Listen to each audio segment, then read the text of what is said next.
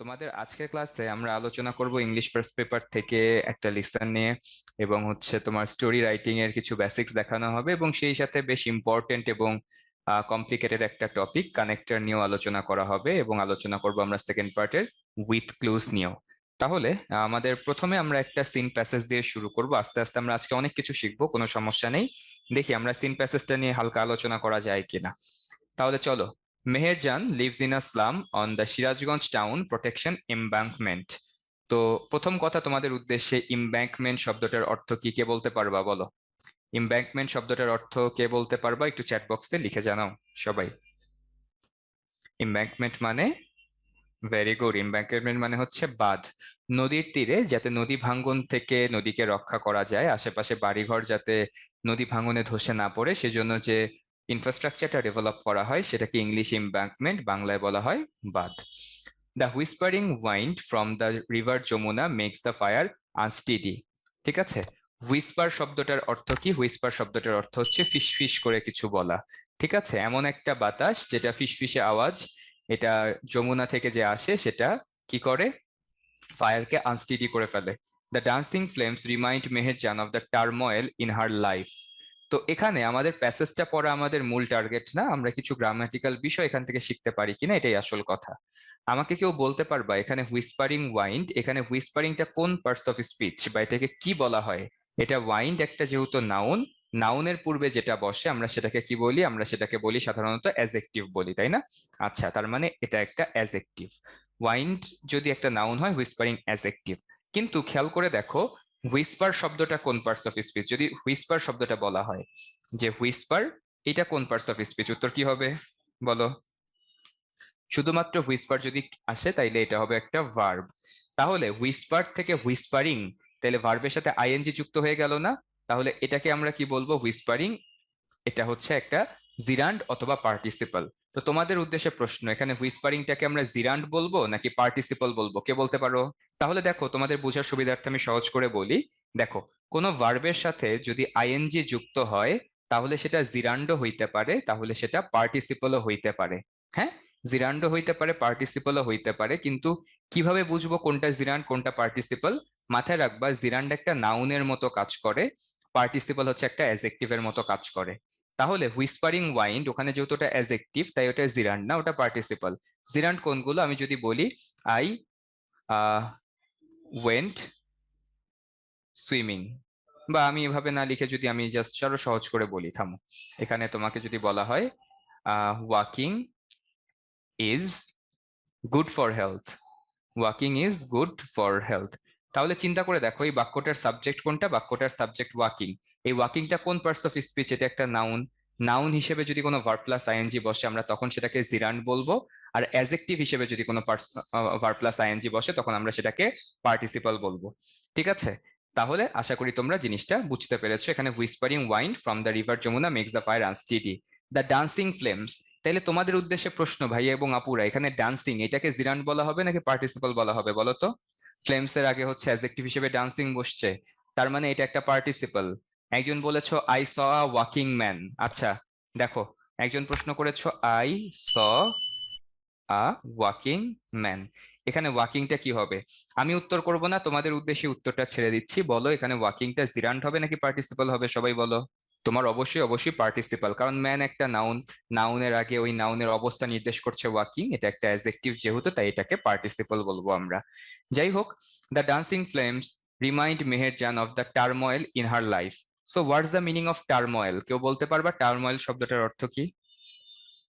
বলো, টার্ময়েল শব্দটার অর্থ কে বলতে পারো? হ্যাঁ, মানে দুঃখ, দুর্দশা, উত্থান পতন, জীবনের যে ডার্ক স্টোরি গুলো সেগুলোকে হচ্ছে টার্ময়েল বলা হয়। নট লং আগো মেহেরজান হ্যাড এভরিথিং, তার সবকিছু ছিল, family, arable land and cattle, মানে পরিবার ছিল, উর্বরযোগ্য জমি ছিল, তার হচ্ছে পশু পাখি ছিল। The erosion of Jamuna gradually, erosion শব্দটার অর্থ হচ্ছে নদী ভাঙন। হ্যাঁ, যমুনার যে ভাঙন, এই ভাঙন আস্তে আস্তে consumed all her land property. Consume মানে সব ভোগ করে ফেলা। নদী ভাঙ্গন কি, আশেপাশে তোমরা মাঝে মাঝে পেপার পত্রিকা কিংবা টিভি খুলে দেখতে পারবা যে নদীর এক পাশ ভেঙে যাচ্ছে, নদীর উপরে যে তোমার গাছপালা থাকে, মানে ওই যে নদীর তীরে ওই স্থলভাগের উপর যে গাছপালা থাকে বা বাড়িঘর থাকে সব নদীতে মিশে চলে যায়। এটাকেই বলা হচ্ছে কনজিউম। কনজিউম কথাটার অর্থ ভোগ করা, এখানে ওই অর্থেই বসছে যে নদী ভাঙ্গন তার সবকিছু গ্রাস করে ফেলেছে। ইট finally claimed her only shelter during the last monsoon. শেষ বর্ষায় তার যে মানে থাকার যে জায়গাটা সেটাও নিয়ে গেছে। It took the river only a day to devour Meher's house, trees, vegetable garden, and the bamboo bush. She had a happy family once. Over the years, she lost her husband and her family to diseases that cruel hunger and poverty brought to the family. Now she is the only one left to live on with the loss and the pain. The greedy Jamuna has shattered her dreams and happiness. Shattered মানে সব চূর্ণ বিচূর্ণ করে ফেলেছে। কি চূর্ণ বিচূর্ণ করে ফেলেছে? তার স্বপ্ন, তার সুখ শান্তি সবকিছু। There are thousand others waiting to share the same fate like Meherjaan. ফেট মানে হচ্ছে ভাগ্য। এমন আরো হাজারো মানুষ আছে যারা মেহেরজানের মতোই ভাগ্য জন্য ওয়েট করতেছে, মানে তাদের অবস্থাটা ওই রকমই হবে, নিয়তের দিকেই যাচ্ছে। Bangladesh is a land of rivers, some of whose bank overflow or erode during monsoon. Erosion is a harsh reality for the people living along the river banks. During each monsoon, many more villages are threatened by the mighty rivers like Jamuna, the Podda, and the Meghna. দেখো প্রত্যেকটা নদীর আগে কিন্তু দা বসেছে, তো মাথায় রাখবা আর্টিকেলের একটা নিয়ম আছে। কিছু কিছু প্রপার নাউন, যেমন যে কোনো নদী, সাগর, মহাসাগর, জাহাজ, প্লেন, ট্রেন, মরুভূমির নাম, পাহাড় পর্বতের নাম, এদের প্রত্যেকের আগে আর্টিকেল হিসেবে দা বসে। ঠিক আছে, শুধু এক জায়গায় দা দিলে হবে না, প্রত্যেকটার আগে দা বসাইতে হবে। It is estimated that river erosion makes at least 1 lakh people homeless every year in Bangladesh. In fact, river erosion is one of the main danger caused by climate change. If we can't take prompt actions, prompt কথাটার অর্থ খুব দ্রুত, ঠিক আছে, rapid action যদি আমরা না নেই ক্লাইমেট চেঞ্জের সাথে অ্যাডাপ্ট করার জন্য, অ্যাডাপ্ট মানে খাপ খাওয়ায় নেওয়া, there will be thousands of more Meherjans in our towns and villages every year. আমি তোমাদেরকে দুটো জিনিস একটু বুঝাতে চাই এখানে। দেখো, তোমাদের প্রশ্ন নিব। দেখো, দেয়ার আর থাউজেন্ড আদার্স, এখানে থাউজেন্ড বসছে, এইখানে আবার দেখো থাউজেন্ডস বসছে।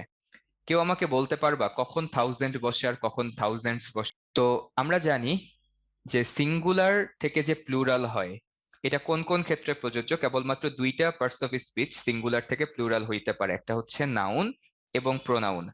নাউন এবং প্রোনাউনকে সিঙ্গুলার এবং প্লুরাল করা যায়, অন্য কোনো পার্টস অফ স্পিচকে প্লুরাল করা যায় না। অ্যাডজেক্টিভের কোনো প্লুরাল ফর্ম নাই। বিউটিফুল থেকে বিউটিফুলস বলা যায় না, স্মার্ট থেকে স্মার্টস বলা যায় না, স্মার্ট থেকে তারপর হচ্ছে তোমার এরকম জিনিয়াস থেকে জিনিয়াসেস বলা যায় না। তার মানে শুধুমাত্র নাউন এবং প্রোনাউনই তোমার কি হবে, প্লুরাল হইতে পারে। তাহলে দেখো, যখন আমরা বলছি থাউজেন্ড অফ পিপল, এখানে চিন্তা করে দেখো এখানে থাউজেন্ডটা নাউন নাকি মানে প্রোনাউন নাকি অ্যাডজেক্টিভ নাকি অন্য কিছু, আমাকে একটু বলো তো এখানে থাউজেন্ডটা কোন পার্টস অফ স্পিচ। আবার আমরা যদি বলি থাউজেন্ড আদার্স, এখন চিন্তা করে দেখো এখানে থাউজেন্ডটা কোন পার্টস অফ স্পিচ, একটু বলো তো সবাই চ্যাট বক্সে। এখানে এটা কোন পার্টস অফ স্পিচ? এখানে এটা অ্যাডজেক্টিভ। যেহেতু এখানে নাউন আর এখানে নির্দিষ্ট করে বোঝানো হচ্ছে না কয় হাজার, তাই এখানে একটা এস যুক্ত হইতেই পারে, থাউজেন্ডস অফ পিপল মানে হাজার হাজার মানুষ। কিন্তু এখানে আদার্স হচ্ছে নাউন, নাউনের আগে থাউজেন্ড একটা অ্যাডজেক্টিভ, আর অ্যাডজেক্টিভকে কখনো প্লুরাল করা যায় না, তাই থাউজেন্ডস আদার্স সম্ভব না, এখানে বলতে হয় থাউজেন্ড আদার্স। ঠিক আছে, কিন্তু আরেকটা বিষয় আছে, কখনো যদি দেখো হান্ড্রেড, থাউজেন্ড, মিলিয়ন, বিলিয়ন, এদের আগে কোনো একটা নাম্বার দিয়ে নির্দিষ্ট করে দেওয়া আছে, যেমন 10,000, তখন কিন্তু এর সাথে আর এস যুক্ত হবে না, তখন বলতে হবে 10,000 অফ পিপল বা 10,000 পিপল, যে কোনোটাই তুমি বলো না কেন। ঠিক আছে, তাইলে মূল কথা যে হান্ড্রেড, থাউজেন্ড, মিলিয়ন, বিলিয়ন, এদের আগে কোনো ইউনিট থাকলে এরা সিঙ্গুলার হয়, এদের আগে কোনো ইউনিট না থাকলে এরা প্লুরাল হয়। এরা যখন নাউন হিসেবে বসে তখন এরা প্লুরাল, সিঙ্গুলার যে কোনোটা হইতে পারে, যখন অ্যাডজেক্টিভ হবে তখন এরা সর্বদা সিঙ্গুলার হিসেবেই বসে। আমি কি বুঝাতে পেরেছি? যদি বুঝে থাকো একটু চ্যাট বক্সে জানাও, সবাই একটু চ্যাট বক্সে। মাহাতাবুর লিখেছো ভাই এটা কেমনে অ্যাডজেক্টিভ? আদার্স যদি নাউন হয় তাহলে থাউজেন্ড তো এটার আগে ডিটারমিনার হিসেবে বসছে, ডিটারমিনার গুলো কি হয় সবসময় তো অ্যাডজেক্টিভ হয়, তাই না? নাউনের পূর্বে যেটা বসে সেটা তো অ্যাডজেক্টিভ। নাউনের আগে কি অলওয়েজ অ্যাডজেক্টিভ বসে? Most of the cases. অন্য ক্ষেত্রেও আছে, প্রোনাউন বসতে পারে নাউনের আগে, নাউনের আগে কনজাংশন বসতে পারে, ভার্ব বসতে পারে, কিন্তু নাউনের সাথে রিলেটেড যদি নাউনকে মডিফাই করার জন্য কোনো শব্দ বসে তাহলে সেটা সর্বদা অ্যাডজেক্টিভ হয়। ঠিক আছে, হ্যাঁ। তাহলে নাউনের আগে অ্যাডজেক্টিভ বসতে পারে, প্রিপোজিশন বসতে পারে, কনজাংশন বসতে পারে, ভার্বও বসতে পারে, ঠিক আছে? নাউনের আগে নাউন বসতে পারে, নাউনের আগে নাউন বসতে পারে, সেটা কম্পাউন্ড নাউন হয়ে যায়, তবে সেটা অ্যাডজেক্টিভের মতোই কাজ করে, ঠিক আছে? যেমন বাস ড্রাইভার, ড্রাইভার একটা নাউন, নাউনের পূর্বে বাস, ওইটাও একটা নাউন, কিন্তু এই বাক্যে সেটা একটা অ্যাডজেক্টিভের মতো কাজ করতেছে। That's it. হ্যাঁ, ওকে। তাহলে আমরা প্যাসেজটা পড়লাম, এখন আমরা দেখি সিন প্যাসেজ থেকে। আমাকে একটু অ্যান্সার গুলো বলবা তোমরা। রিভার ইরোশন ইজ এ অথবা an dash for people living beside the river bank. Answer কি হবে সবাই বলো। ভাইয়া, why would thousands not be pronoun? Pronoun তখনই হয় যখন সেটা একটা নাউনকে রিপ্লেস করতে পারে। Thousands can't replace a noun, so that is why it can't be a pronoun. I hope you got your answers তারা। বলো তো এটার অ্যান্সার কি হবে? এটার অ্যান্সার হবে river erosion is an unfriendly reality for the people living beside the river banks. ঠিক আছে? কেন? কারণ এটা তো একটা খারাপ জিনিস, খারাপ জিনিস তো আর ফ্রেন্ডলি হতে পারে না, জয়ফুল হইতে পারে না, জয় হইতে পারে না। তাহলে এটা একটা আমাদের, আমরা চাই না, তারপর এটাই বাস্তবতা। 2 নাম্বারটা দেখো, the passage represents the harsh reality of life through the lifestyle of Firoza, Munira, Meherin, Meherjan. খুবই সহজ, কি হবে এটা? এটা হবে হচ্ছে 4 number, Meherjan. During dash river erosion occurs most likely, সবচেয়ে বেশি নদী ভাঙ্গন কোন সময় হয়? যখন বন্যা হয়। বন্যা কখন হয় বলো? এটার অ্যান্সার, এটার অ্যান্সার হচ্ছে মনসুন বা বর্ষাকালে হচ্ছে সবচেয়ে বেশি পরিমাণে বন্যা হয়। তারপরে Meherjan is a women dash 45 year old. মেহেরজানের বয়স কত? Of about 45 year old. ঠিক আছে, এখানে লেখা থাকার কথা। এখানে কি কোথাও লেখা আছে যে তার বয়স কত? এটা যারা প্যাসেজ পড়েছো আগে থেকে তাদের হয়তো জানার কথা, আমার চোখে তো এখানে পড়ে নাই যে কোথায় 45 বছর আছে, তাই না? হয়তো অন্য কোথাও হয়তো লেখা আছে। এটা কি অন্য কোনো প্যাসেজে লেখা আছে নাকি এই প্যাসেজেই ছিল বলো তো? মিডল এজ, তাহলে এক্সাক্ট বছর নাই। এক্সাক্ট বয়স না থাকলে তাহলে অন্য কোনো প্যাসেজে থাকতে পারে। এই প্যাসেজে, এই প্যাসেজের কোন লাইনে আছে বলো? দুই একজন বলতেছো ভাই প্যাসেজে আছে, কোথায়? আমি তো দেখলাম না। এখানে জাস্ট লেখা আছে Meherjaan lives in, okay fine. হ্যাঁ, এটা অন্য কোনো ভার্সনে ছিল, এটা আগে থেকে দেওয়া প্রশ্ন, এরকম প্রশ্ন দিবে না, ঠিক আছে? আচ্ছা, এখানে দেখো অ্যাবভ, তাহলে এটা যেখানে থাকবে তার বয়স যদি 45-এর আশেপাশে হয় সেই জন্য অফ অ্যাবাউট। যদি তার বয়স 45-এর বেশি হয় সেক্ষেত্রে অ্যাবভ। তার বয়স ওই যে অ্যাবভ আর এক্সিডিং একই জিনিস, তাহলে অ্যাবভ বসলে এক্সিডিং হইতে পারে যে কোনো কিছু, তো এইটা তোমরা স্কিপ করতে পারো, কোনো সমস্যা নাই। তারপরে বলেছে দ্য সিনোনিম অফ হুইসপার। হুইসপারের সিনোনিম কি আমি তোমাদেরকে বলেছিলাম, বলো তো? হুইসপার মানে হচ্ছে কানে কানে কথা বলা। তাহলে এটা কি হবে? এটা হচ্ছে মাটার। মাটার মানে কি? মানে হচ্ছে বিড়বিড় করা। আর হুইসপার মানে ফিস ফিস করে কানে কানে কথা বলা, সেটা হচ্ছে হুইসপার। আর মাটার মানে হচ্ছে বিড়বিড় করে কিছু বলা। সো ইয়ের তোমার হচ্ছে সিনোনিম হবে মাটার। ওকে, তো যাই হোক, একটু আগে যে জিনিসটা বুঝালাম তার আরো একটা বাস্তব উদাহরণ দেখো। 45 ইয়ার ওল্ড। নর্মালি তোমাদেরকে যদি বলা হয় যে I have been waiting for for 45 years, আমি 45 বছর ধরে অপেক্ষা করতেছি, তার মানে আমার বয়স 60 বছর ধরে নাও। তাইলে দেখো তো এখানে 45 ইয়ার্স হয় নাকি 45 ইয়ার হয়? কোনটা হয় বলো? প্রথমটা না দ্বিতীয়টা, কোনটা হবে বলো তো? I have been waiting for 45 years. 1 ইয়ার, 1 এর থেকে বেশি হয়ে গেলে সেটা হচ্ছে 3 ইয়ার্স, 4 ইয়ার্স, 5 ইয়ার্স। তাহলে এখানে 45 ইয়ার্স হবে, কারণ এখানে ইয়ারটা নাউন, নাউনটা প্লুরাল হইতেই পারে। কিন্তু এখানে দেখো 45 ইয়ার ওল্ড, এখানে ওল্ডটা হয়ে গেছে একটা নাউন, নাউনের আগে হচ্ছে তোমার এখানে হচ্ছে এটা একটা অ্যাডজেক্টিভ, ঠিক আছে? না সরি, এখানে ওল্ডও একটা অ্যাডজেক্টিভ, এটাও একটা অ্যাডজেক্টিভ, দুইটাই একটা অ্যাডজেক্টিভ। আর অ্যাডজেক্টিভ কখনো প্লুরাল হইতে পারে না, ঠিক আছে? সেই জন্য 45 ইয়ার ওল্ড হবে এখানে, 45 ইয়ার্স না। তো সমস্যা নেই, এগুলো তোমরা একটু ফলো করলে, মানে এগুলো আস্তে আস্তে শিখবা, এগুলো তোমাদের এসএসসির সাথে অত অতপ্রতভাবে জড়িত না। কোয়েশ্চেন অ্যান্সার গুলো দেখো তোমরা তোমাদের মতো করে। এখন দেখি আমরা আমাদের আসল টপিকের দিকে যাব। তোমাদের উদ্দেশ্যে আজকের ক্লাসের প্রথম পোল, খুবই সহজ একটা পোল, আশা করি 90% কারেক্ট করবা। I have been waiting dash 5 hours. Answer কি হবে সবাই বলো? অ্যান্সার হবে এ নাম্বার ফর। যারা ভুল করেছো তারা ভেরি ভেরি ভেরি ব্যাড। দেখো, তোমাদের এর মধ্যে দিয়ে আমি কানেক্টরস বোঝানো শুরু করব, খুব মনোযোগ দিবা, ঠিক আছে? কানেক্টরস এর যে প্রথম নিয়ম, সেই প্রথম নিয়ম দিয়ে শুরু করছি আজকের ক্লাসে। প্রথম নিয়মটা হবে হচ্ছে ফর ভার্সেস সিন্স। কোথায় ফর বসবে, কোথায় সিন্স বসবে, আমি গ্রামাটিক্যাল ব্যাখ্যাও দিতে পারি, সহজ করে বোঝার ব্যাখ্যাও দিতে পারি। দেখো, বাংলা ট্রান্সলেট করে যদি পাও ধরে, তাহলে সেখানে বসবে ফর। বাংলা ট্রান্সলেট করে যদি মিনিং পাও থেকে, তাহলে সেখানে বসবে সিন্স। বলো, আমি 5 ঘন্টা থেকে অপেক্ষা করছি নাকি 5 ঘন্টা ধরে অপেক্ষা করছি? সবাই আমাকে এটা বলো। ধরে হইলে ধরে লেখো, থেকে হইলে থেকে লেখো। আমি 5 ঘন্টা ধরে অপেক্ষা করছি নাকি 5 ঘন্টা থেকে অপেক্ষা করছি? বলো। আমি 5 ঘন্টা ধরে অপেক্ষা করছি, ধরে হইলে ফর বসবে। বলো, I have been waiting dash Monday. আমি সোমবার ধরে অপেক্ষা করছি নাকি সোমবার থেকে অপেক্ষা করছি? বলো সবাই, বলো। আমি সোমবার ধরে অপেক্ষা করছি নাকি সোমবার থেকে অপেক্ষা করছি, কোনটা হবে? আমি সোমবার থেকে অপেক্ষা করছি, তাইলে এখানে বসবে হচ্ছে since. I have been waiting since Monday.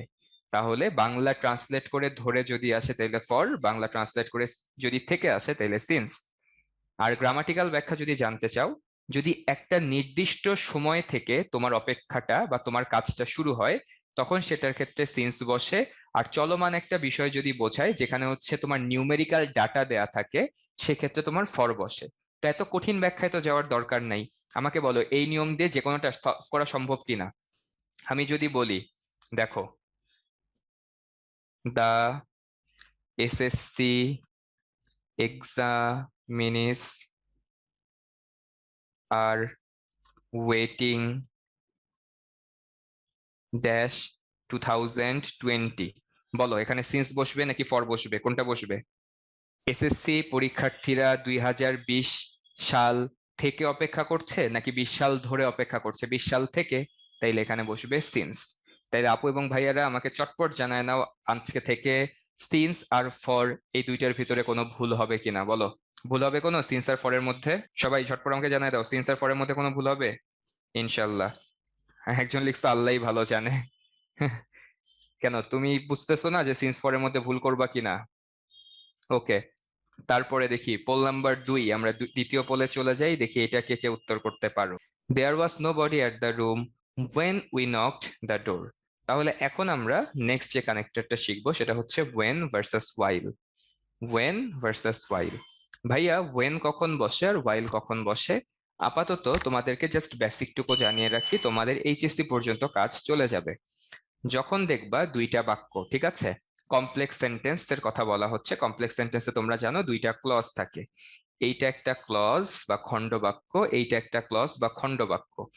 দুইটা পার্টে যখন সেম টেন্স থাকে, এখানেও দেখো হচ্ছে পাস্ট ইনডেফিনিট টেন্স, এখানেও পাস্ট ইনডেফিনিট টেন্স। যখন দুই দিকে একই টেন্স থাকবে এবং দুইটাই ইনডেফিনিট ফর্মে থাকবে, তখন সেখানে ওয়েন বসে। আর ওয়াইল থাকলে কি হয়? ওয়াইলের পরবর্তীতে যে ভার্বটা, ওই ভার্বের সাথে আইএনজি যুক্ত হয়। কি যুক্ত হয়? আইএনজি যুক্ত। ওকে, যেমন আমি যদি বলি while dash we saw a snake.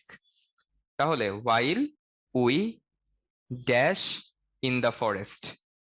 দেখো, যখন আমরা জঙ্গলের ভিতর দিয়ে হাঁটছিলাম তখন আমরা একটা সাপ দেখেছি। তাইলে while উই ওয়াকড বললে হবে নাকি উই ওয়ার ওয়াকিং বলতে হবে? বলো, শুধু ওয়াকিং লিখেছো কারা কারা? মাইট দিতে হবে কিন্তু একটা। তাইলে while we were walking in the forest we saw a snake. তাহলে নিয়মটা খুবই সহজ। while যুক্ত যে অংশটা, সেই অংশটাতে সবসময় কন্টিনিউয়াস ফর্ম বসবে। প্রেজেন্ট, অন্য অংশটা প্রেজেন্ট ইনডেফিনিট হইলে এটা প্রেজেন্ট কন্টিনিউয়াস, এটা পাস্ট ইনডেফিনিট হইলে এটা পাস্ট কন্টিনিউয়াস। ঠিক আছে, দেখি আরেকটা ট্রাই করা যাক তোমাদেরকে।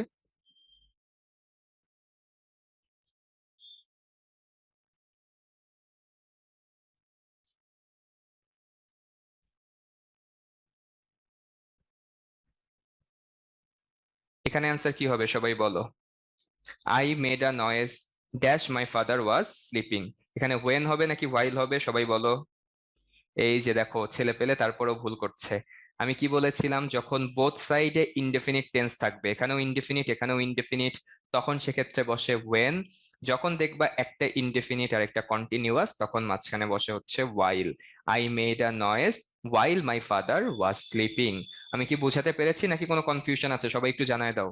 আবারও বলছি, যখন বোথ সাইডে দুটো ইনডেফিনিট টেন্স থাকে, প্রেজেন্ট ইনডেফিনিট অথবা পাস্ট ইনডেফিনিট, তখন বসে ওয়েন। যখন একটা ইনডেফিনিট আর একটা কন্টিনিউয়াস, হতে পারে পাস্ট হতে পারে প্রেজেন্ট, তখন মাঝখানে বসে হচ্ছে ওয়াইল। কথা কি ক্লিয়ার না ভেজাল আছে বলো? রাফি লিখছো ভাইয়া বুঝি নাই, এই না বুঝিলে কেমনে হয়, সহজ জিনিস তো। দেখো এখানে পাস্ট ইনডেফিনিট, এখানে পাস্ট কন্টিনিউয়াস, যখন দেখবা একদিকে পাস্ট অন্যদিকে পাস্ট কন্টিনিউয়াস, মাঝখানে বসবে হোয়াইল।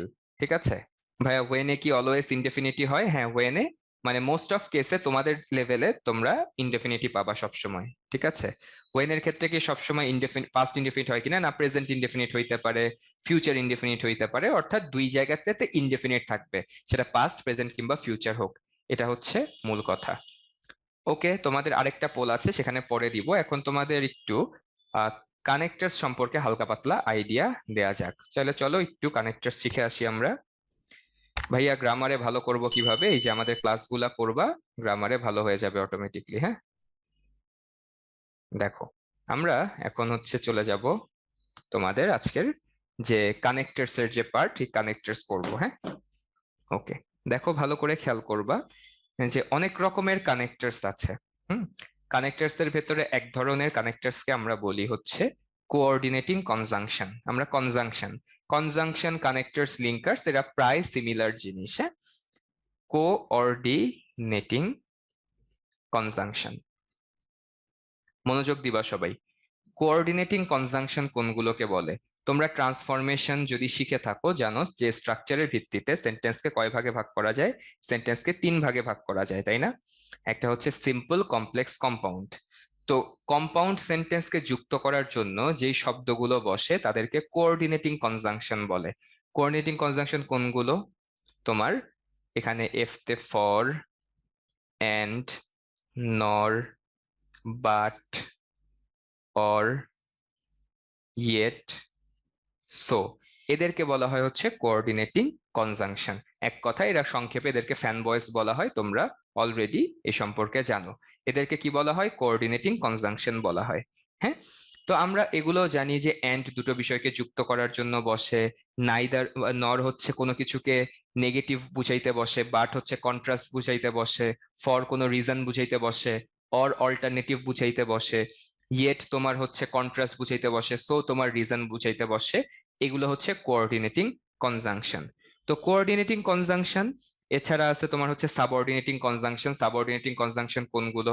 সাবঅর্ডিনেটিং কনজাংশন অর্থ হচ্ছে যেগুলো তোমার একটা কমপ্লেক্স সেন্টেন্সকে যুক্ত করার জন্য যেই কনজাংশন গুলো বসে, যেমন এখানে অ্যাজ, তারপরে হচ্ছে যত ডাব্লিউএইচ ওয়ার্ড আছে সেগুলো, তারপরে হচ্ছে ইফ, ইন কেস, তারপরে তোমার হচ্ছে দ্যাট, অলদো, দো, এই শব্দগুলো হচ্ছে তোমার সাবঅর্ডিনেটিং কনজাংশন। ঠিক আছে, সাবঅর্ডিনেটিং কনজাংশন জিনিসগুলা। তো এইভাবে আসলে কনজাংশন পড়ে বা শিখে, ক্লাসিফিকেশন শিখে তোমার জ্ঞানের পরিধি বাড়বে, বাট প্র্যাকটিক্যালে তুমি খুব বেশি দেখা যাবে যে অ্যাডভান্স করতে পারবা না।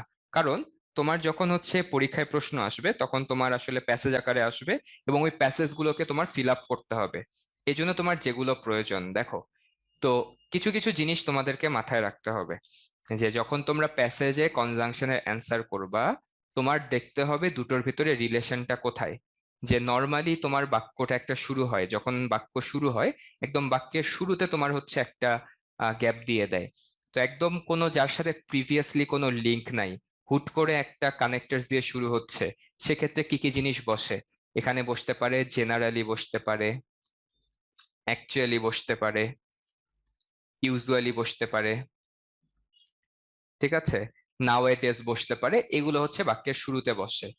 তারপরে কি শুরু হয়? তোমরা নর্মালি ট্রাফিক জ্যাম নিয়ে ধরো তোমার একটা কনজাংশন দিছে, যে generally traffic jam is caused in the biggest cities of a country. তারপরে বললো there are many reasons behind traffic jam.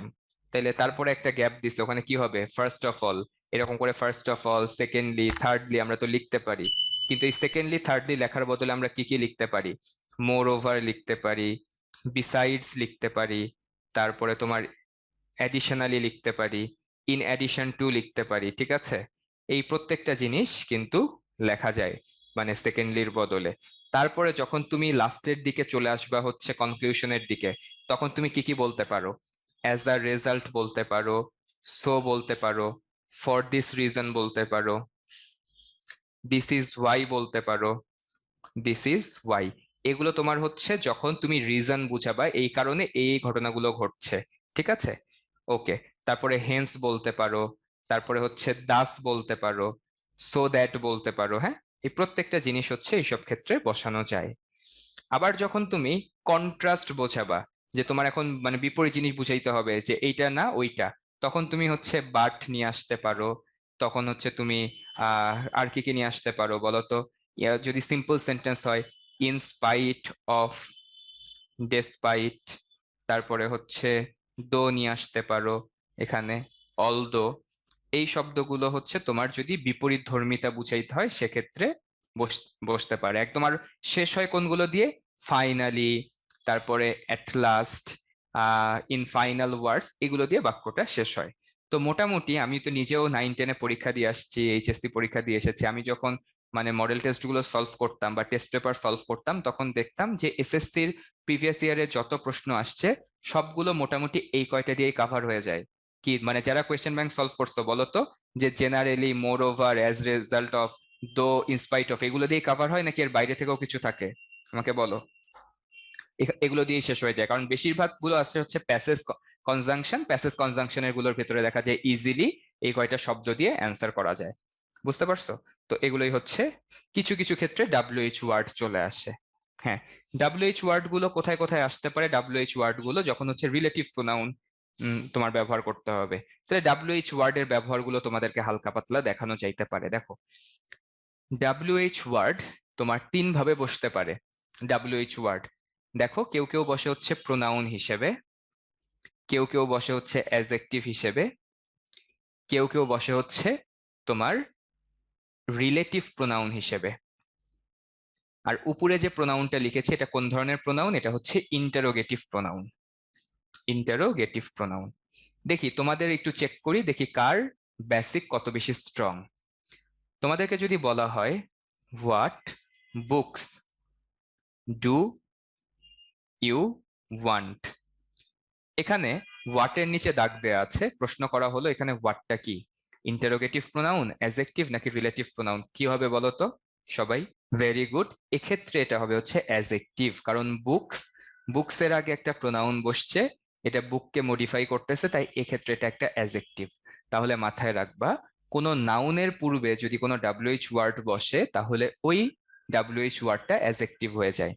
Pronoun হয় কোন ক্ষেত্রে? যখন ডাব্লিউএইচ ওয়ার্ডের পরে ডিরেক্ট একটা ভার্ব বসে, যেমন what is your name.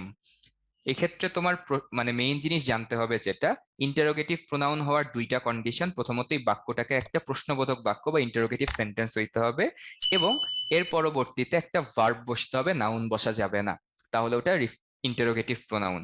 Relative pronoun কাকে বলে? রিলেটিভ প্রোনাউন বলতে বোঝায় যখন দেখবা কোনো একটা ডাব্লিউএইচ ওয়ার্ডের পূর্বে আরেকটা নাউন আছে, যেমন I know a man who is a doctor.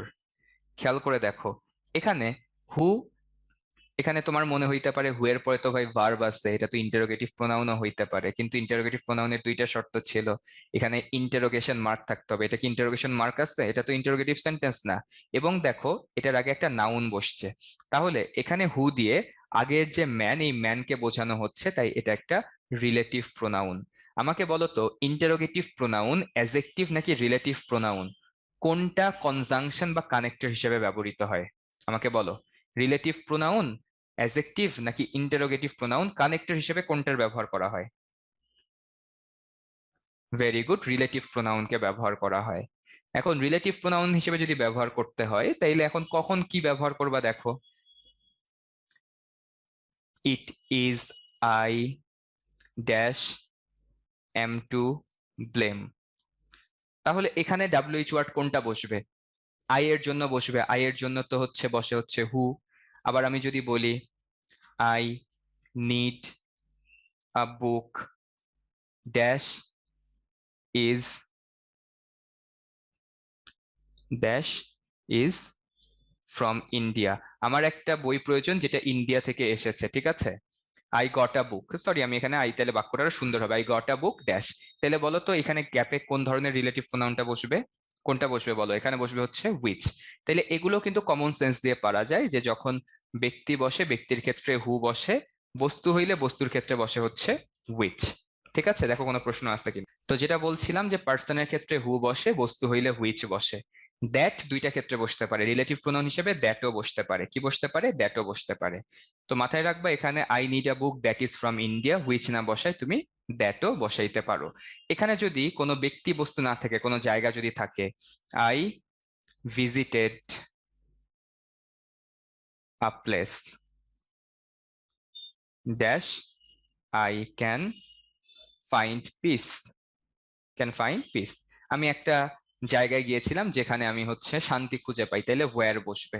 তাহলে WH ওয়ার্ড গুলো বসাতেও খুব একটা সমস্যা হওয়ার কথা না, একটু জাস্ট চোখ নাক কান খোলা রাখবা, তাহলেই দেখবা খুব ইজিলি এগুলো অ্যান্সার করা যাচ্ছে, খুব একটা কঠিন বিষয় না। আচ্ছা, এরপরে দেখি তোমাদের উদ্দেশ্যে কিছুক্ষণ তো পড়ালাম, আরেকটা পোল দেয়া যাক, poll number 3 on your screen. সবাই একটু অ্যান্সার করো তো দেখি, আরেকটা মজার নিয়ম শিখাবো। Take an umbrella dash it rains, এখানে কি বসবে? ইফ বসবে, বিকজ বসবে, ইনকেস বসবে, নাকি সো দ্যাট বসবে? তাহলে দেখো, take an umbrella in case it rains, তাহলে এখন যেটা বুঝাবো, বেশিরভাগের ঝামেলাটা হয়েছিল যে ইফ হবে নাকি ইন কেস হবে। দেখো, যদি অর্থে আমরা সবসময় ইফ বসাই, যেমন I will go if you come, হ্যান ত্যান অনেক কিছু বসে, কিন্তু মাথায় রাখবা একটা কথাই শেষ, বেশি বুঝতে গেলে আসলে কিছুই বোঝা যায় না। তো সহজ করে বুঝবা, কোনো বাক্য পড়ে যদি ভবিষ্যৎ সম্ভাবনার কথা বোঝায়, যে ভবিষ্যতে ঘটতে পারে এমন, ঘটতে পারে এমন বিষয় বুঝাইলে সেক্ষেত্রে সর্বদা ইন কেস বসে। তার মানে এখানে ইট রেইনস লেখা আছে, ইট রেইনস মানে সেটা প্রেজেন্ট ইনডেফিনিট টেন্স, তার মানে বৃষ্টি হচ্ছে। কিন্তু তুমি আমাকে বলো যে বাক্যর আসলে ভাবার্থ কি?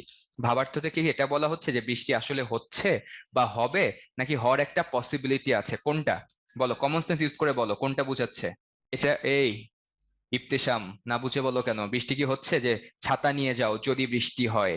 হ্যাঁ, তাহলে ভবিষ্যতে ঘটতে পারে এরকম একটা প্রবাবিলিটি বা চান্স বোঝাচ্ছে, এইসব ক্ষেত্রে ইন কেস বসে, ঠিক আছে? আর ইফ কোন ক্ষেত্রে বসে?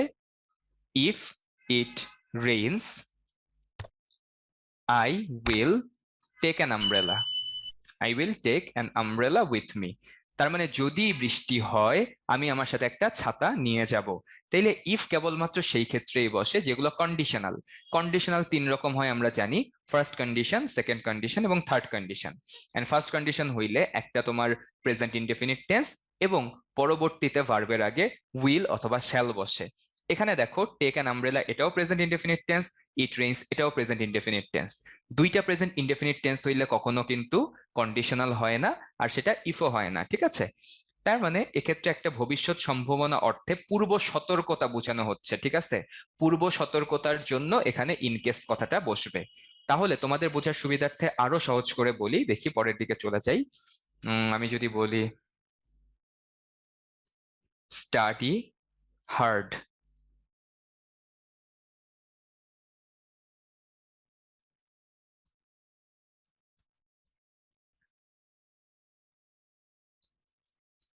বলো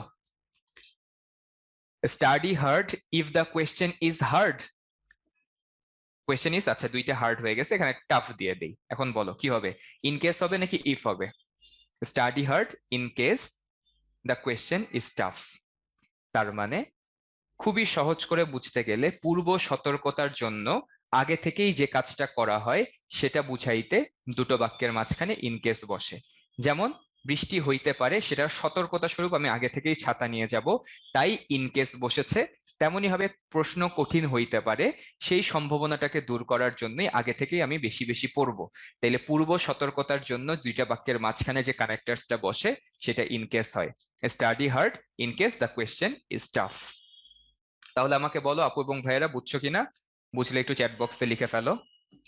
ভাই এখানে রেঞ্জ কোন পার্টস অফ স্পিচ? রেঞ্জ কোন পার্টস অফ স্পিচ হবে? ভার্ব হবে, ভার্ব ছাড়া আর কি? এখানে এটা ভার্ব। সবাই বুঝতে পেরেছো? ওকে, তাহলে আমরা আবার একটু সামনের দিকে যাই। দেখো এখানে আরো কিছু বিষয় নিয়ে তোমাদেরকে হালকা পাতলা শিখানো যেতে পারে, যেমন হচ্ছে একটা সিন্সের একটা বিষয়। দেখো, সিন্স, আমরা কোথায় ফর বসে কোথায় সিন্স বসে সেটা শিখেছি, কিন্তু সিন্সের দুইটা ব্যবহার আছে। সিন্স কখনো কখনো কারণ বুঝাতে ব্যবহৃত হয়, কখনো কখনো সময় বুঝাইতে ব্যবহৃত হয়, ঠিক আছে? মাথায় রাখবা, সিন্স যখন কারণ অর্থে বসে তখন টেন্স সেম থাকে। যখন সিন্স সময় অর্থে বসে তখন টেন্স সেম থাকে না, চেঞ্জ হয়ে যায়। এটা মাথায় রাখবা। আমি উদাহরণ দিচ্ছি। প্রথম কথা, সিন্স কারণ অর্থে বসতে পারে, সিন্স সময় অর্থে বসতে পারে। কারণ অর্থে বসলে দুই সাইডে একই টেন্স থাকবে, সময় অর্থে বসলে টেন্স চেঞ্জ হয়ে যায়। আমাকে বলো, আই অ্যাম হোম। আচ্ছা, সহজ এক্সাম্পল দেই, কঠিন এক্সাম্পলে না যাই। Since I am ill, I should stay. অথবা দেখো, এখানে দেখো তো, সিন্সটা কোন অর্থে বসছে? সময় অর্থে বসছে নাকি কারণ? আমাকে একটু বলো। এখানে কারণ অর্থে বসছে। আচ্ছা, এখন আমি যদি বলি it has been 4 years since I met you. এখানে কারণ অর্থে বসছে নাকি সময় অর্থে বসছে বলো? এখানে কারণ অর্থে না সময় অর্থে বসছে? এখানে বসছে সময় অর্থে। আবার যদি বলি ইট, দেখো, ইট ওয়াজ,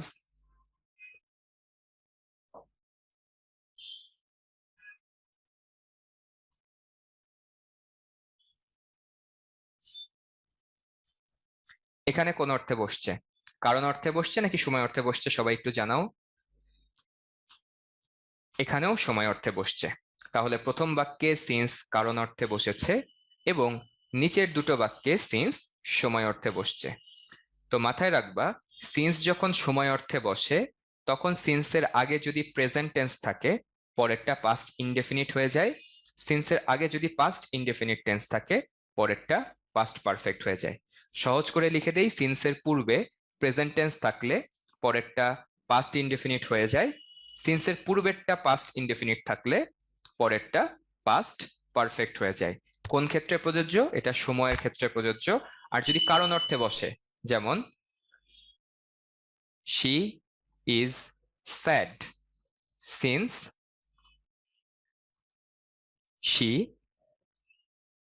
has not enough money।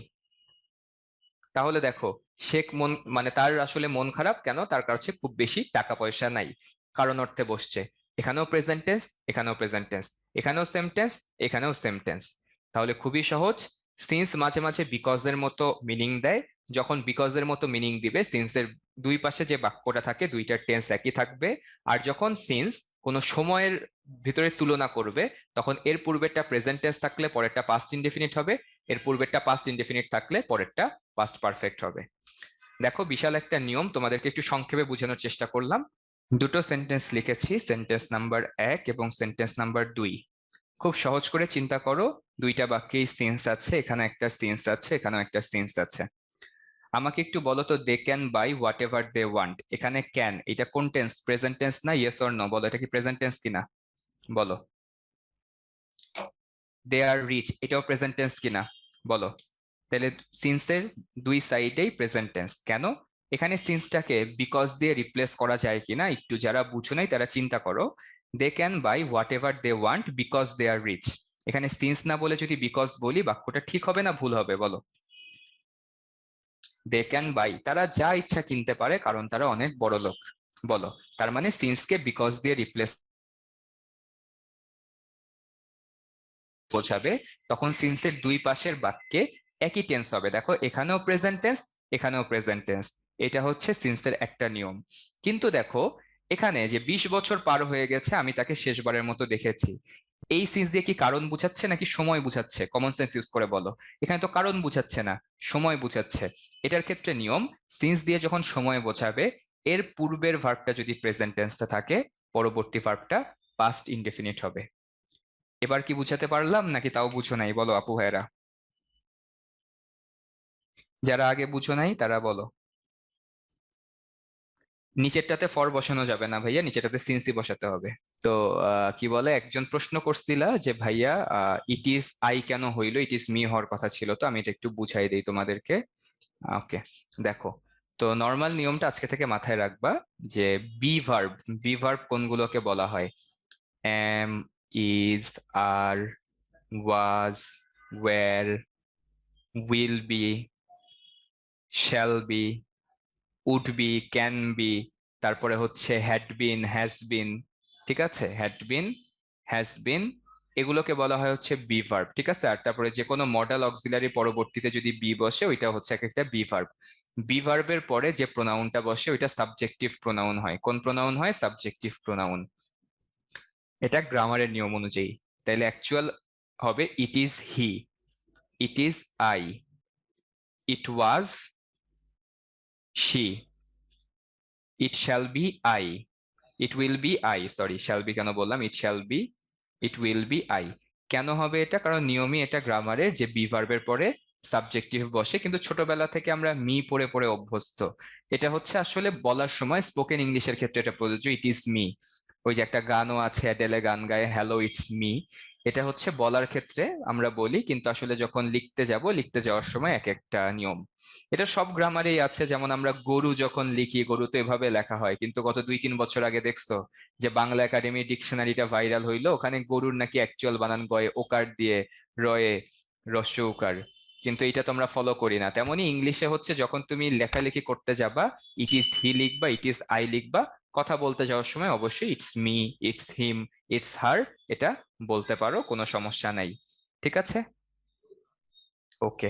হ্যাঁ, এখানে আইটাকে অ্যান্টিসিডেন্টও বলা হয়, কারণ রিলেটিভ প্রোনাউনের আগে যেই শব্দটা অনুযায়ী রিলেটিভ প্রোনাউন বসে তাকে আমরা অ্যান্টিসিডেন্ট বলতে পারি। ভাইয়া, দো আর অলদোর ভিতরে ডিফারেন্স নাই, আপাত দৃষ্টিতে কোনো ডিফারেন্স নাই। যেটা আছে সেটা তোমাদের আপাতত দরকার নেই। ঠিক আছে, এটা যদি ভবিষ্যতে তোমরা ইংলিশ লিটারেচার বা ইংলিশ ল্যাঙ্গুয়েজ নিয়ে পড়াশোনা করো তখন এটা বুঝবা। তো দো আর অলদোর ভিতরে প্র্যাকটিক্যাল লাইফে তোমরা যে ব্যবহারগুলো করবে ওখানে ওই রকম বিস্তর কোনো তফাৎ নাই। হ্যাঁ, ওকে। হ্যাঁ, অ্যাজ আর সোর মিনিং খানিকটা সেম। ভাইয়া, লুক, সি আর ওয়াচের মধ্যে পার্থক্য কি? দেখো, লুক মানে কোনো স্থির বিষয়ের দিকে দীর্ঘ সময় ধরে তাকায় থাকা, এটাকে বলা হয় লুক। আর কোনো কিছু জাস্ট এক পলক দেখলা বা নর্মাল দেখা যেটা, সেটাকে সি। আর কোনো যেটার ভিতরে মোশন আছে, গতি আছে, এমন গতিশীল কোনো কিছু দেখা, সেটাকে ওয়াচ বলা হয়। যেমন আমি ক্রিকেট খেলা দেখছি, আই সি ক্রিকেট ম্যাচ বললে হবে না, আই লুক ক্রিকেট ম্যাচ বললে হবে না, কারণ ক্রিকেট খেলার ভিতরে গতি আছে। এই জন্য আই ওয়াচ ক্রিকেট ম্যাচ। আমি টেলিভিশন দেখছি, টেলিভিশনের ভিতরে হচ্ছে মোশন আছে, গতি আছে, তার মানে আই ওয়াচ টেলিভিশন। আর লুক কোনটাকে বলে? ধরো দেয়ালে একটা ছবি টানানো আছে, তুমি মনোযোগ দিয়ে দেখতেছো, তাইলে কি I am seeing at the picture? না, I am looking at the picture. ধরো রাস্তায় একটা, কি বলে, যে গরু দেখেছো তুমি, ওটার দিকে তাকায় নাই, তুমি জাস্ট দেখে আসছো এক পলক, তাহলে কি বলবো? I saw a cow. ব্যাপারটা এরকম, নর্মাল দেখার ক্ষেত্রে সি বসে, কোনো কিছুর দিকে দীর্ঘক্ষণ তাকায় থাকা অর্থে লুক বসে, গতিশীল কোনো বিষয়ের দিকে তাকায় থাকার ক্ষেত্রে ওয়াচ বসে। ঠিক আছে, আশা করি বুঝেছো। এরপরে দেখো, হ্যাঁ, স্টেয়ার মানে আর লুক খানিকটা সেম, স্টেয়ার আর লুক। কিন্তু স্টেয়ারটা মানে পার্সন টু পার্সন হইলে স্টেয়ার বলে। ঠিক আছে, স্টেয়ারিং এট মি, স্টেয়ারিং এট হিম, এগুলোর ক্ষেত্রে স্টেয়ারটা বেশি ব্যবহার করা হয়। ঠিক আছে ভাইয়া, এয়ার আর ওয়েদারের মধ্যে পার্থক্য কি? এয়ার মানে বাতাস, আর ওয়েদার মানে টোটাল আবহাওয়া। ওয়েদারের ভিতরে বৃষ্টিপাত হইতে পারে, হিউমিডিটি হইতে পারে, অনেক কিছু হইতে পারে। আচ্ছা, এইসব প্রশ্নে পরে যাব, দেখি আগে আমরা ক্লজ টেস্ট দুইটা আগে কমপ্লিট করি। দেখো, it is dash that the new century is now facing various challenges specially environmental dash. আগে অপশনগুলো পড়ি। For, indiscriminate, sustain, anticipate disaster, the erosion, imperative to an. কি হবে এটা? আমি কি কিছু বাদ দিচ্ছি? ও আচ্ছা, শুরুতে একটা আছে, এটাকে অ্যান্সার করে নেই, সরি। দেখো, nowadays parents are very dash of the harmful effect of dash on children। তাহলে প্রথমে কি বসবে বলো তো? প্রথমটা বসবে হচ্ছে কনসাস। এখানে দেখাই যাচ্ছে কনসাস আছে। প্যারেন্টসরা অনেক বেশি সচেতন কি নিয়ে? Harmful effect of dash on children, punishment. ধরো তোমাদেরকে যে মাঝে মাঝে পানিশ করা হয়, যদিও আমরা জুমে ভার্চুয়াল মাইক দেওয়ার কথা চিন্তা করতেছি, বাট এই প্যাসেজ পড়ার পরে সেটার উচিত হবে না, যে এখনকার প্যারেন্টসরা অনেক বেশি সচেতন চিলড্রেনের উপরে পানিশমেন্টের হার্মফুল ইফেক্ট নিয়ে। আগে যখন আমরা ছোটবেলায় ছিলাম তখন হচ্ছে স্কুলে টিচাররা প্রচুর মারতো টারতো আমাদেরকে। ঠিক আছে, যখন স্কুলে পড়তাম। কলেজে ওঠার পর মার খাই নাই, ভার্সিটি টিচাররা তো মারেই না। এখন শুনতেছি স্কুলের টিচাররাও নাকি আর মারে টারে না। কারণ মারলে দেখা যায় যে অনেকের এটা মেন্টাল হেলথে অনেক বেশি ক্ষতি করে। আর অনেক বাবা মা এটা নিয়ে খুব সচেতন। কিন্তু আমাদের সময়ে হচ্ছে দেখা যাইতো অনেক বাবা মা যে স্কুলের টিচারদেরকে বলে আসতো যে, মানে কি বলে, যে এই কি বল, ছেলেকে আপনার কাছে দিয়ে গেলাম, মাংস আপনার হাড্ডি আমার। বলে না এই কথা যে মেরে মানুষ করে দিয়েন, যা করা লাগে কইরেন, আমাদের কোনো আপত্তি নাই। বাট এখনকার গার্ডিয়ানরা অনেক সচেতন, তারা এই ধরনের পানিশমেন্ট, মানে মারা তো দূরের কথা, জোরে যদি বকাঝকা করা হয় সেটারও তারা বিরুদ্ধে। তো যাই হোক, তো child psychologist think that dash physical and mental punishment can be disastrous. এখানে কি হবে বলতো, both both physical and mental punishment can be disastrous dash a child growth and dash. এখানে ডিজাস্ট্রাস ফর মানে একটা চাইল্ডের জন্য, এখান থেকে ফর চলে আসবে, for a child's growth. And গ্রোথের সাথে কি হইতে পারে, গ্রোথ একটা নাউন, ডেভেলপ একটা ভার্ব, এখানে ভার্ব দিলে হবে না, তো ডেভেলপ থেকে নাউন বানাইতে হবে, growth and development, a child's growth and development. It may lead to dash and hatred, lead to এখানে কি হইতে পারে, ফিয়ার হইতে পারে, লিড টু ফিয়ার, এটা তার ভেতরে ভয় এবং ঘৃণার জন্ম দিতে পারে, of the person who dash the child, who punishes the child. হ্যাঁ, এটা সত্যি কথা, ঠিক আছে, যে অনেক ছেলেপেলেকে বকা দেই ক্লাসে, তারা আর দেখতে পারে না, আমাদেরকে হেট করে, ওই যে এই পানিশমেন্টের কারণে হেট্রেড জন্ম দেয়। তো তোমাদেরকে ওই জন্য হচ্ছে বকা দেই নেই আজকে, যখন বকা দিব দেখা যাবে হচ্ছে কি বলে, তোমরা পরে বলবা যে ভাইয়া তো ভালো না। তো hatred of the person who punishes the child, again if a child dash punished, বলো এখানে কি হবে, এখানে বি আছে, if again if a child is punished he may lack initiative. Initiative মানে মানে কোনো হচ্ছে উদ্যোগ নেওয়া বা নিজের থেকে কিছু করা, এইটা হচ্ছে সে হারায় ফেলবে, মানে উদ্যমটা তার মধ্যে আর থাকবে না। He may also feel hostile, hostile মানে হচ্ছে শত্রু ভাবাপন্ন, অন্যের প্রতি সে শত্রু ভাবাপন্ন হয়ে যাইতে পারে, তাহলে এখানে টুয়ার্ডস ছিল, টুয়ার্ডসটা লিখে দিলাম, he may also feel hostile towards others, so rude behavior gradually in him। এখানে কি হবে বলো, it may so rude behavior gradually develops in him, develops in him হবে এখানে, ঠিক আছে। এখানে ডেভেলপড হবে না, অন্য কিছু হবে না, ডেভেলপস হবে, কারণ রুড বিহেভিয়ার সিঙ্গুলার, তাই ডেভেলপস।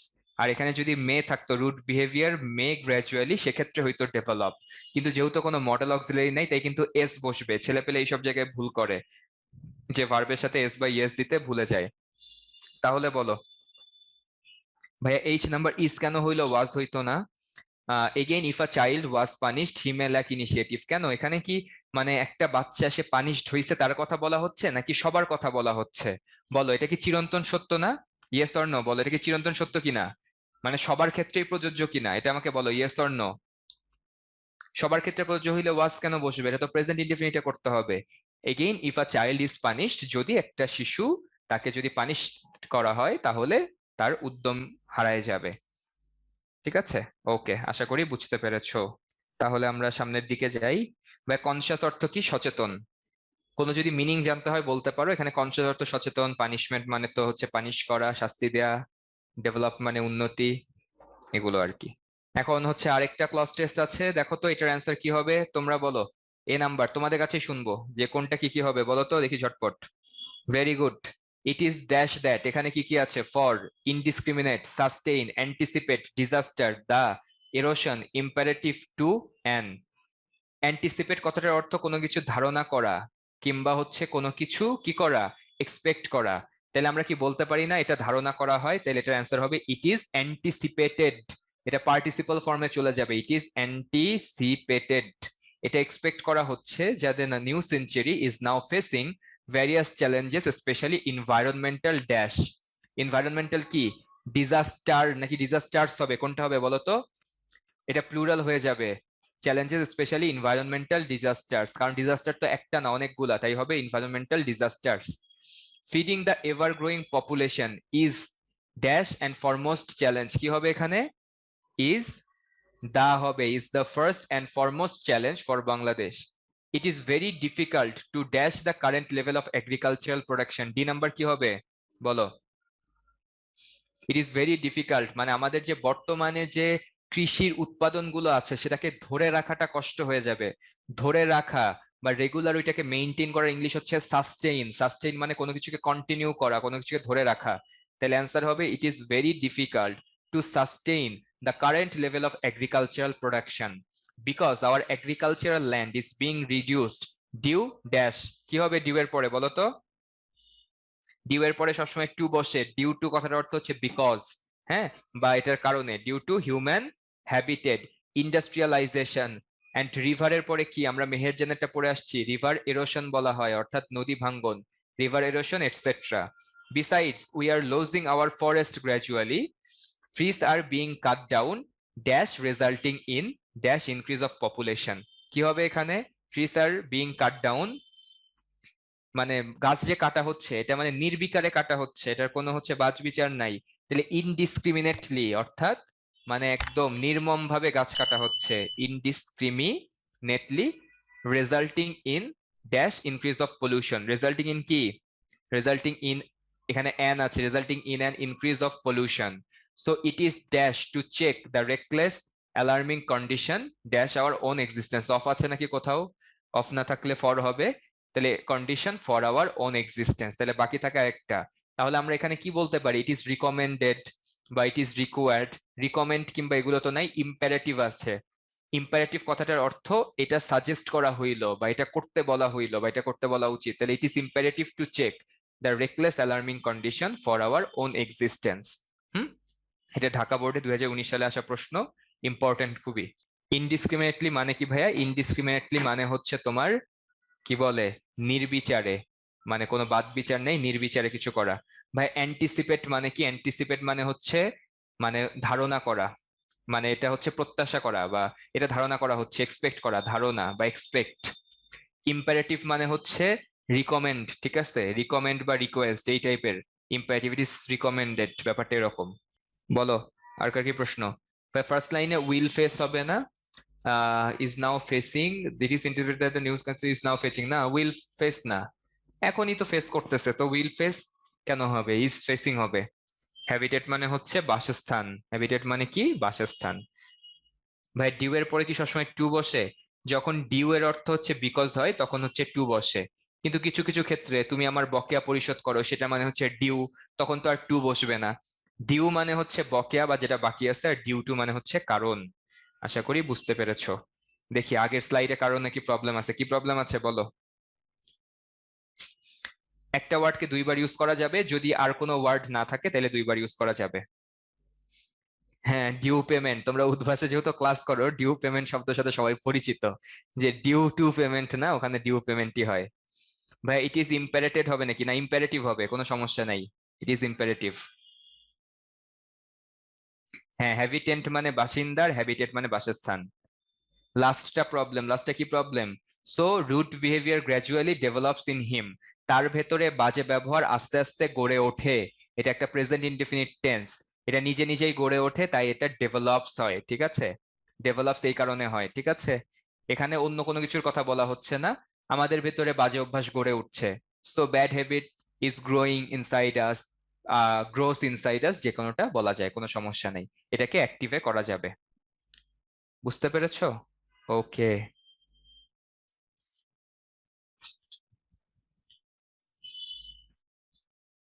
তারপরে বাকি ক্লজ টেস্ট গুলো দেখবা, এরপর আছে হচ্ছে স্টোরি রাইটিং।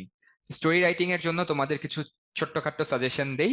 সবচেয়ে ইম্পর্টেন্ট কথা, স্টোরির শেষে অনেকে মরাল লিখতে যাও, স্টোরির পরে কখনো মরাল লিখবা না, মরাল লিখলে নাম্বার কেটে দিবে। And try to keep your mind that একটা স্টোরির ক্ষেত্রে সবচেয়ে ইম্পর্টেন্ট জিনিস হচ্ছে একটা সুন্দর টাইটেল দেয়া। তুমি একটা সুন্দর টাইটেল দিবা, আর কিছু না লিখলেও 1 নাম্বার পেয়ে যাবা। আর তোমাদেরকে এখানে প্র্যাকটিসের জন্য দেয়া আছে একটা ফুল স্টোরি দেয়া আছে, আবার এখানে প্র্যাকটিস দেয়া আছে যে Kashim is a poor rickshaw puller in Dhaka, he drives his rickshaw in different areas of the city. One day he saw some men selling lottery tickets. In teaching the passers-by, Kashim felt tempted and bought a ticket. He knew the date of the draw. He was waiting eagerly for the day. মাথায় রাখবা story দুই রকমের হয়, একটা হয় traditional story, একটা হয় হচ্ছে ইমাজিনারি স্টোরি। স্টোরি সবই ইমাজিনারি হয়, কিন্তু তোমাদেরকে এই কাশেমের যে কথা, এটা কি কোনো ট্র্যাডিশনাল স্টোরি কিনা, ইয়েস অর নো বলো তো, বলো। টেম্পটেড মানে খুব লোভ জায়গা, ঠিক আছে। এনটিচিং মানে হচ্ছে কি বলে, কাউকে খুব প্রলোভন দেখানো, অ্যাট্রাক্ট করা, এটাকে ইনটিচিং বলা হয়। ইনটাইচ বা ইনটিচ যেটাই বলো না কেন, দুইটা টেম্পট আর ইনটিচ সেম। এটা কোনো ট্র্যাডিশনাল স্টোরি না, অর্থাৎ এটার নির্দিষ্ট কোনো এন্ডিং নাই। ধরো একজন একটা হাঁস পাইছে, হাঁস প্রতিদিন সোনার ডিম দেয়, এটা ট্র্যাডিশনাল স্টোরি। তুমি যদি এখন বলো যে যে লোকটা ওই সোনার ডিম পাইতো হাঁসের কাছ থেকে, সে প্রত্যেকদিন একটা করে বিক্রি করতো, আস্তে আস্তে সে বাড়ি গাড়ি প্রাসাদ সব গড়ে ফেলেছে, এখন সুখে শান্তিতে বসবাস করতেছে। টিচার ওগুলোতে নাম্বার দিবে না। তোমার ওখানে হাঁসের পেট কাটতেই হবে, সোনার ডিম বাইর করতেই হবে, ওই লোকের ফকির হইতেই হবে, এবং তোমাকে বুঝাইতে হবে গ্র্যাসপল লসল, তাইলেই তুমি নাম্বার পাবা, ঠিক আছে? তারপর হচ্ছে বিপদে বন্ধু, ওই যে ভাল্লুক আসলে একজন গাছে উঠতেই হবে, ঠিক আছে? দুইজন একসাথে দাঁড়ায় রাখলে, দুইজনকে তুমি যদি দাঁড় করে রাখো তাহলে নাম্বার দিবে না। কিন্তু এখানে কাশেম একজন পোর রিক্সা পুলার, সে লটারির টিকিট, একটা লটারি কিনছে, সে এখন লটারি জিততেও পারে নাও জিততে পারে। তুমি তাকে হচ্ছে এমনও বানাই দিতে পারো যে লটারির লোভ তাকে পেয়ে বসলো, সে একদিন পাইলো না, সে প্রত্যেকদিন লটারি কেনা শুরু করলো, আস্তে আস্তে তার সহায় সম্বল সব শেষ করে দিছে, এখন তার কাছে কিচ্ছু নাই, সে গরিব। তাও তোমাকে স্টোরিতে ফুল মার্ক দেওয়া হবে যদি গ্রামাটিক্যালি ভুল না করো। আবার চাইলে তুমি বলতে পারো যে একদিন সে হুট করে দেখলো যে তার একটা লটারি লেগে গেছে এবং সে 30 লক্ষ টাকা পেয়েছে, সে গরিব মানুষ, এত টাকা দিয়ে কি করবে বুঝে উঠতে পারে নাই, পরে একদিন টাকা তার ছিনতাই হয়ে গেছে, এরকম একটা ট্র্যাজেডি বানাই দিতে পারো, ঠিক আছে? আবার চাইলে তুমি একটা সুন্দর কাহিনীও বানাই দিতে পারো যে সে টাকা দিয়ে একটা এতিমখানা খুলছে, একটা স্কুল খুলছে, অনেক ভালো কাজ করছে, নিজে রিক্সা চালানোটা থামে নাই, যে কোনোটা কিছু করতে পারো, ঠিক আছে? এইরকম কাহিনী তুমি লিখতে পারো, কোনো সমস্যা নাই, জাস্ট শুরুতে একটা সুন্দর টাইটেল দিবা, সুন্দর করে 80টা ওয়ার্ডের ভেতরে একটা স্টোরি লিখে শেষ করবা, ঠিক আছে? এইটা হচ্ছে তোমার স্টোরির ক্ষেত্রে তোমাদের প্রতি সাজেশন থাকলো আমার। হ্যাঁ, টাকা যদি দান করে দেয়, হ্যাঁ তুমি দান করাই দিতে পারো, যে কোনো তোমার মনের মাধুরী মিশায়ে যা ইচ্ছা তাই লিখবা, ঠিক আছে? ভাই আমরা এত খারাপ না, এই খারাপের আমি কখন বলছি তোমরা খারাপ, বলো? We can make it a dream too, I mean everything in the story. হ্যাঁ, এটা হইতে পারে যে কাশিম হচ্ছে লটারি জিতছে, অনেক টাকা পয়সা পাইছে, লাস্টে কি হলো, লাস্টে যখন দেখছে যে অনেক টাকা পয়সা, হাতে তার ঘুম ভেঙে গেল and it was a dream. এখানেও শেষ করতে পারো, টিচার তোমাকে নাম্বার দিতে বাধ্য। বুঝতে পারছো? এটা টাইটেল কি হবে? টাইটেল তুমি কি বলো, তার সাথে কি ঘটাইতে চাও, তাকে বড় লোক বানাইতে চাও, ফকির বানাইতে চাও, নাকি ড্রিম বানাইতে চাও, নাকি ভালো কাজ করাইতে চাও, সে অনুযায়ী টাইটেল দিবা। যে ধরো এরকম করে দিতে পারো কাশেম, এরপর একটা কোলন দিয়ে আনটোল্ড স্টোরি, ঠিক আছে? মনে করো মুভি, তুমি জীবনে কত মুভি দেখছো, ঠিক আছে? হ্যাঁ, কাশেম আনটোল্ড স্টোরি দিয়ে দিতে পারো, কাশেম অ্যান অনেস্ট ম্যান দিয়ে দিতে পারো, মনের মাধুরী মিশায়, ঠিক আছে? সিনেমার নাম থেকে কপি পেস্ট করে দ্য পার্সুট অফ হ্যাপিনেস দিয়ে দিতে পারো, ঠিক আছে? যা যা আছে মনের মধ্যে, তুমি টাইটেল একদম যত ক্রিয়েটিভ হইতে পারো টাইটেলের ক্ষেত্রে। হ্যাঁ ভাই, মিসকিন বানাইতে চাই, ঠিক আছে? তাইলে দিতে পারো হচ্ছে কাশেম, এরকম করে কলম দেওয়ার পরে the fate of a greedy man, Kashem the fate of a greedy man, দেখো একজন লোভী মানুষের কপাল, ঠিক আছে? দিয়ে দিতে পারো। হ্যাঁ, আবার হচ্ছে এই যে রিক্সা চালাইতে আসছে ঢাকা শহরে, তো ঢাকা শহরে রিক্সা চালক কাশেম, আর রিক্সা পুলার, আর dreamy rickshaw puller in Dhaka city. মানে ক্রিয়েটিভিটির তো অভাব নাই ভাই, মানে এমন একটা জিনিস যে দুনিয়া সব শেষ হয়ে যাবে, মানুষের ক্রিয়েটিভিটি শেষ হবে না। তো স্টোরির টাইটেল হচ্ছে ক্রিয়েটিভিটি প্রদর্শন করার সবচেয়ে উত্তম জায়গা, তো নিজের ক্রিয়েটিভিটিকে বৃথা যেতে দিবা না। হ্যাঁ, তারপর দিতে পারো কাশিম, হ্যাঁ, চ্যাপ্টার 2, কাশেম রিটার্নস। হ্যাঁ, ঠিক আছে, তোমরা হচ্ছে Kashem Returns part 1, Kashem Returns part 2, যা ইচ্ছা মনে চায় তুমি দিতে পারো। হ্যাঁ, দ্য স্টোরি অফ কাশেমস, যা ইচ্ছা দাও না কেন, কোনো সমস্যা নেই, কাশেম প্রো, কাশেম ম্যাক্স, যা ইচ্ছা দাও। হ্যাঁ, আমি একদম শুরুতে চলে যাই, তাইলে আজকের ক্লাসে আমরা একটা লেসন দেখেছি, স্টোরি রাইটিং এর ক্ষেত্রে ক্রিয়েটিভিটির ব্যবহার শিখলাম, কানেক্টরের বেসিক শিখলাম এবং উইথ ক্লোজও প্র্যাকটিস করেছি। এর মধ্যে দিয়ে আমরা ক্লাসের মোটামুটি শেষের দিকে চলে আসছি।